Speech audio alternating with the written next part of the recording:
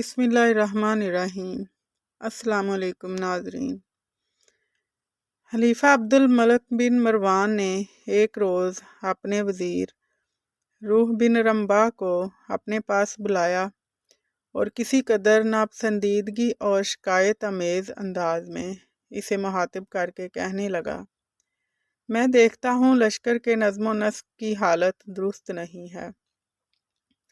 میں نے جس وقت کسی مہم کے لیے روانہ ہونا ہوتا ہے اور میں اپنے گھوڑے پر سوار ہوتا ہوں تو میں دیکھتا ہوں لشکری میرے ساتھ روانہ ہونے کے لیے کافی تاخیر سے کام لیتے ہیں اور یہ میرے لیے ناقابل برداشت ہے۔ عبد الملک بن مروان نے اپنے وزیر روح بن رمبا سے یہ بھی کہا، کیا تمہاری نگاہ میں کوئی ایسا آدمی نہیں جو لشکر کی اس بد نظمی کو دور کر سکے؟ وزیر نے اس موقع پر بڑی عاجزی میں عبد الملک بن مروان کو مخاطب کر کے کہا، امیر المومنین، جو لشکر براہ راست میرے ساتھ رہتا ہے، حال ہی میں اس میں ایک لشکری شامل ہوا ہے۔ میں چند دن سے اس کی صلاحیتوں کا جائزہ لیتا رہا ہوں۔ اس کی صلاحیتوں کو دیکھ کر مجھے اندازہ ہوتا ہے کہ اگر لشکر کا نظم و نسق اس کے سپرد کر دیا جائے تو وہ لشکر کے نظم و نسق کو درست کر سکتا ہے۔ اپنے وزیر کا یہ جواب سن کر عبد الملک بڑا خوش ہوا اور وزیر کو حکم دیا اس لشکری کو اس کے سامنے پیش کیا جائے۔ وزیر نے جب اس نئے لشکری کو عبد الملک کے سامنے پیش کیا تو عبد الملک نے پہلے تو اس کا جائزہ لیا، پھر اسے مخاطب کر کے کہنے لگا، میں لشکر کا انتظام تمہارے سپرد کرتا ہوں۔ جیسے ہی میری سواری کوچ کے لیے روانہ ہوا کرے، ہمارے ساتھ فوراً ہی سارے لشکری کوچ کر لینے چاہیے۔ ساتھ ہی عبد الملک نے اس کام کو سر انجام دینے کے لیے اسے ایک کوڑا بھی فراہم کیا۔ عبد الملک کے اس حکم پر اس لشکری نے بڑی زندہ دلی سے کہا، امیر المومنین، اس حکم کی تعمیل کی جائے گی۔ پھر اتفاق ایسا ہوا کہ ایک روز عبد الملک کے اپنے لشکر کے ساتھ کوچ کرنے کا ارادہ کیا۔ عبد الملک کی سواری روانہ ہونے والی تھی کہ وہ لشکری جسے لشکر کا نظم و نسق سونپا گیا تھا، لشکر کے اندر گھومتے پھرتے کہتا پھر رہا تھا، امیر المومنین کی سواری کے ساتھ ہر لشکری کو سوار ہو جانا چاہیے۔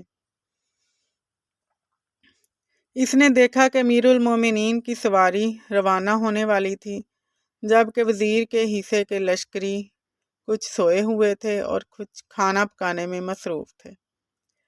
وہ لشکری جو پہلے ان کے اندر ہی رہ چکا تھا اور عبد الملک نے جیسے لشکر کا نظم و نسق سونپا تھا، ان کے پاس جا کر گرجدار آواز میں انہیں مخاطب کر کے کہنے لگا، تم ابھی تک سوار نہیں ہوئے، حالانکہ امیر المومنین کی سواری روانہ ہونے کے لیے تیار ہے۔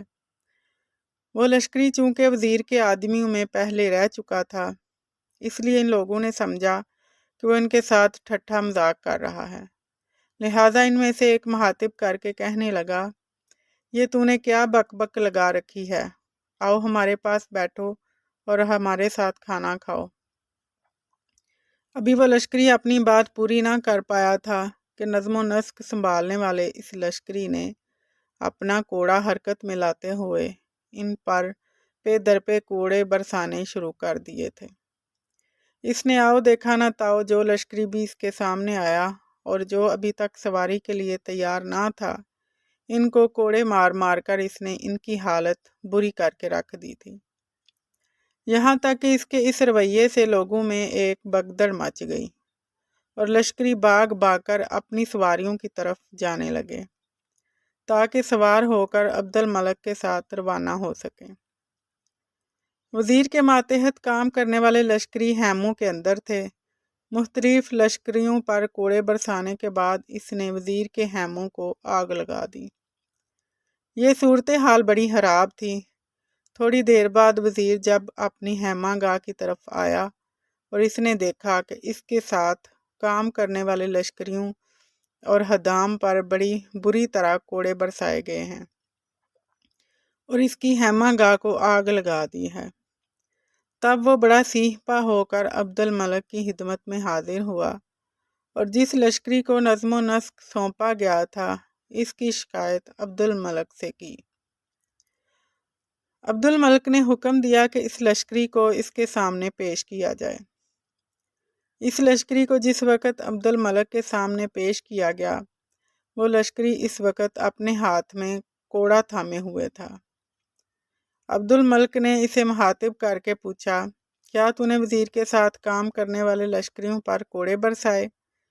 اس لشکری نے انکار کر دیا، کہنے لگا میں نے کسی پر کوئی کوڑا نہیں برسایا۔ اس کے اس جواب پر عبد الملک نے ناپسندیدگی کا اظہار کیا، پہلے کی نسبت اپنی آواز میں زیادہ زور پیدا کرتے ہوئے کہنے لگا، کیا تو نے وزیر کی خیمہ گاہ میں بھی آگ نہیں لگائی؟ وہ لشکری کہنے لگا، نہیں میں نے کسی وزیر کی خیمہ گاہ کو آگ نہیں لگائی۔ اگر تو نے وزیر کے آدمیوں کو کوڑے نہیں مارے، اگر تو نے اس کی خیمہ گاہ کو آگ نہیں لگائی تو پھر یہ کام کس نے کیا ہے؟ عبد الملک نے کہا اپنے لشکری سے۔ اس لشکری نے برجستہ کہا، یہ کام امیر المومنین نے کیا ہے۔ عبد المالک اس کے اس جواب پر بڑا برہم ہوا، تعجب کا اظہار کرتے ہوئے پوچھا، کیا میں نے؟ لشکری بڑی جرأت مندی کا اظہار کرتے ہوئے کہنے لگا، جی ہاں آپ نے۔ اس کے بعد اس لشکری نے عبد الملک کو مخاطب کرتے ہوئے کہا، امیر المومنین میری کیا مجال تھی کہ میں وزیر کے آدمیوں اور حدام پر کوڑے برساتا، میری کیا جرأت تھی کہ میں وزیر کی خیمہ گاہ کو آگ لگاتا، لیکن آپ نے مجھے لشکر کا نظم و نسق درست کرنے پر مامور کیا تھا۔ جو کوڑا اس وقت میرے ہاتھ میں ہے یہ آپ ہی نے مجھے عنایت کیا تھا۔ امیر المومنین اب یہ کوڑا میرا کوڑا نہیں بلکہ آپ کا کوڑا ہے۔ اس طرح میرا ہاتھ نہیں بلکہ امیر المومنین کا ہاتھ ہے۔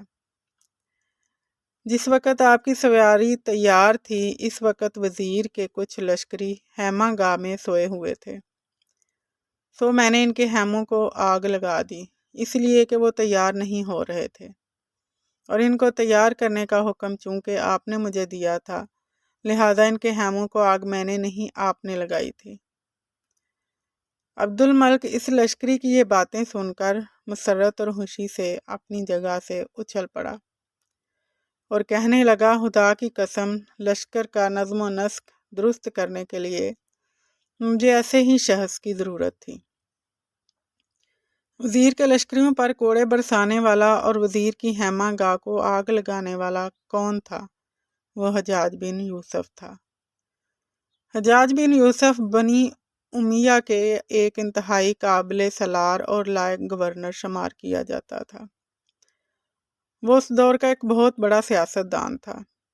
حجاج بن یوسف کا تعلق بنو ثقیف کی ایک شاخ سے تھا۔ وہ طائف میں پیدا ہوا۔ حجاج ایک غریب خاندان میں پیدا ہوا جس کا ذریعہ معاش سنگ برادری اور مماری تھا۔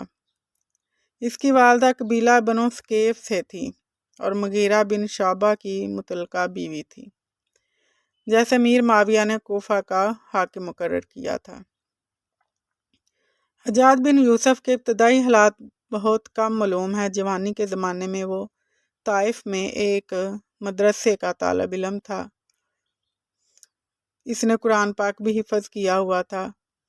مدرسے کا پیشہ چھوڑ کر جب وہ عبد الملک بن مروان کے وزیر کے دستوں میں شامل ہوا تو بعد میں اپنی ذہانت کی وجہ سے عبد الملک بن مروان کی نظروں میں آیا تو اپنی قابلیت کی بنا پر بڑی تیزی سے ترقی کرتا چلا